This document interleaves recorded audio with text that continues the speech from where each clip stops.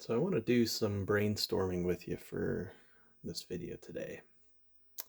It can be really confusing when you first come into the projection mapping space. There's all these different projectors, there's different software programs, there's companies to sort through that can provide assets, videos, and pictures, but also services to help with projection mapping. And so coming into it can be daunting. And so I've been trying to figure out a way to help out people that are coming into the space, and playing with this idea of visualizing what some of the options are out there so that people can help make a little bit faster, more informed decision. So this is a free form brainstorming type session, and I'd love to get anyone's input on what we might add or change to this. There's two I've talked about before on other videos. Two barriers to entry with projection mapping. One is the cost to get into it, both for mostly for the projector, but if you're using a service and sometimes the software, and then also the high level skill that it can take to do a good projection mapping show. So I thought we'd do like a 2x2 here, or a little grid.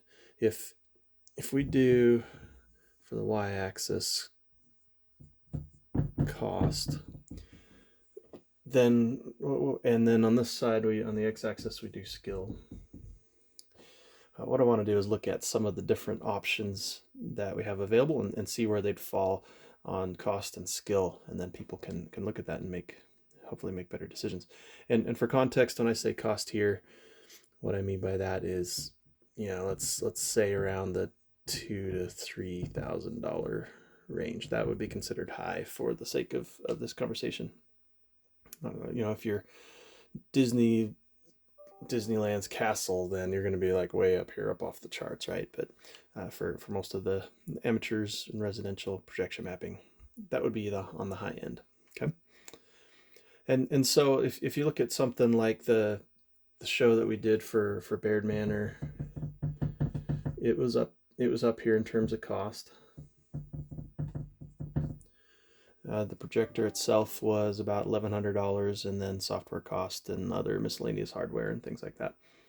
And then the skill level, the main show was done by my nephew, and he is he's very comfortable around Adobe After Effects, and so there was some skill involved, and not just from a technical standpoint of being able to do the After Effects, but also some of the softer skills like storytelling, composition. And so a show like that would be up here in this quadrant. Maybe another extreme would be the opposite extreme. Down here would be if we're not actually doing projection mapping at all. Let's say we're doing just Atmos Effects' Jack-o'-lantern Jamboree, and we're just shining it on some pumpkins. Well, that can be done with low cost. You can get a cheap projector for less than $50. You can do it with little to no skill. You just shine it on the pumpkins, and you're ready to roll. So those are kind of two extremes, and this is where I started. I started with a bunch of cheaper projectors and just shined them on different scenes, and I didn't actually do any editing or any mapping. So there's a whole bunch of other programs and projectors that fall on this. So let's talk about some of them.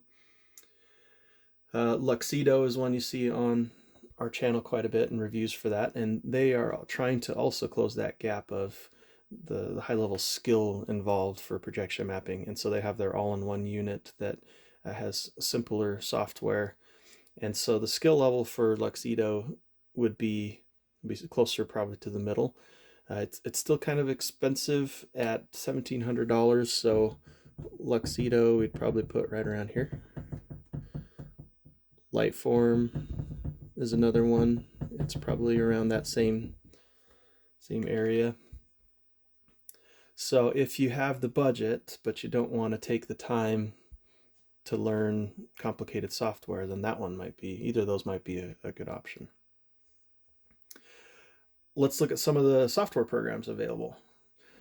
The kind of the go-to one you see a lot of people use, and what was used in Baird Manor, is Adobe After Effects. And again, skill is relative. There are more complicated things out there, but Adobe has a lot of levers. It has a lot of features, lots of effects, and it can be pretty daunting too when you first get into it.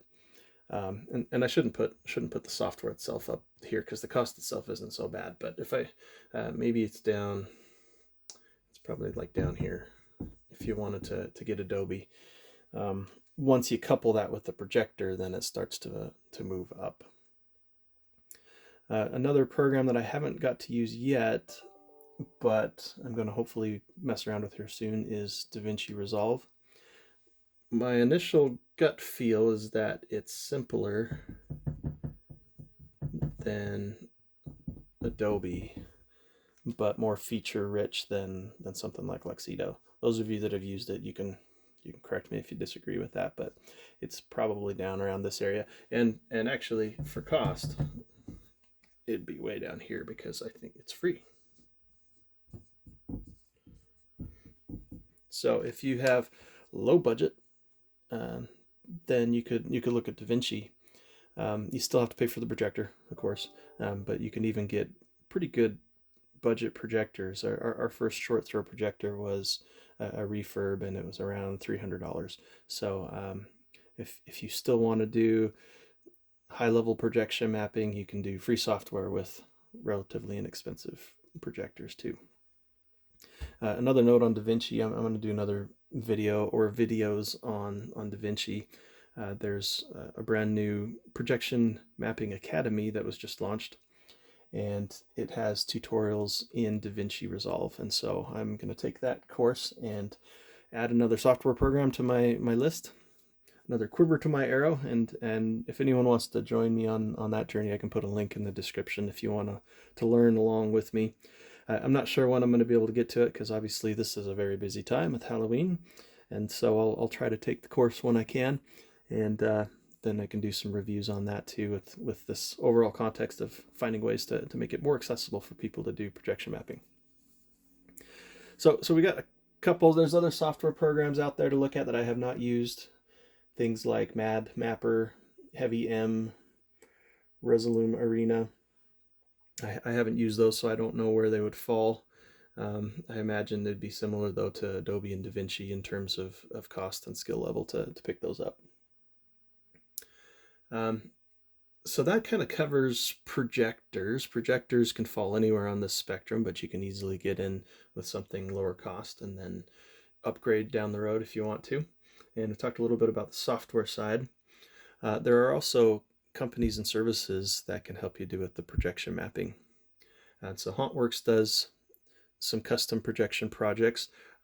We have a lot of requests coming in and pretty limited bandwidth right now. At least we're starting to try to find ways that we can scale that out, but right now it's pretty high bandwidth or low bandwidth for us to take on projects. But HauntWorks does do custom projects, and so what that would do is take the skill part out of it. You're turning it over to somebody else to do the software part for you. The cost can go there's a pretty big spread on the cost. I mean, it can be down here for a very simple project and can just go up depending on how complex you want for a project. So HauntWorks would fall somewhere over here, as well as Digital Pressworks. But Digital Pressworks is, since theirs is, HauntWorks is more custom. Boy, I spelled haunt wrong. And Digital Pressworks shows that they've already built, and for $100 they can put it on your house. And so that keeps the cost down and the skill level down. You just have to pay for the projector. So Digital Pressworks could be down in this area somewhere. Digital Pressworks. And then there's a bunch of other individuals and companies out there that can do it, but they'd all be kind of similar to this, that if you're doing simple work, it's going to end up being down on the cost and low on skill level required. And then the more customization, the more complexity of the project, the more time it takes to develop it, then that's going to drive the cost up. So Let me know what feedback you have, especially those that have used other software programs and other people that have been in the projection mapping space. Do you agree with kind of this initial placement of some of these tools, these software programs? What would you add to it? And what I'd like to do is collect this information, and then maybe I'll do a better visualization of this in Lucidcharts or something like that. Something that we could share with people as they're coming in, saying, hey, I've got a pretty good budget that I've saved up for this, but I don't have time or I don't have interest in learning the software. Then we can make recommendations. Or if it's somebody that doesn't have a very good budget, then we can also show them options. So I'm hoping this will be an aid to help people coming in to know better what their options are with there's so much information, so many variables, so many options. Maybe this will make it a little easier. So I'll post this on some of our projection mapping and digital decorating Facebook groups, and you guys can give me input and feedback. And if you're watching the video on YouTube, then put any comments down in the comment field on what you think should be changed or added to this. And let's see if we can help each other out and get more people into this awesome space of digital decorating.